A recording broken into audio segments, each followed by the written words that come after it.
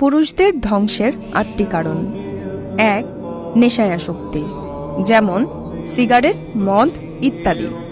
তোমরা নিজেদেরকে হত্যা করো না, সূরা নিসা আয়াত 29। 2.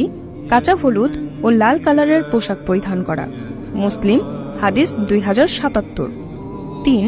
পুরুষ হয়েও গোল্ড অর্থাৎ স্বর্ণ ব্যবহার করা, ইবনে মাজাহ হাদিস 3595, আবু দাউদ হাদিস 4057।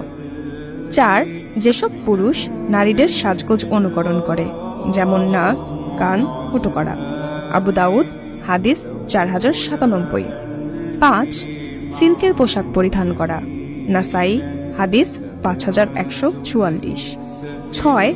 যেসব পুরুষ টাকনুর নিচে প্যান্ট পরিধান করে, রাসূল সাল্লাল্লাহু আলাইহি ওয়াসাল্লাম বলেছেন এটি জাহান্নামী পুরুষের লক্ষণ, আবু দাউদ হাদিস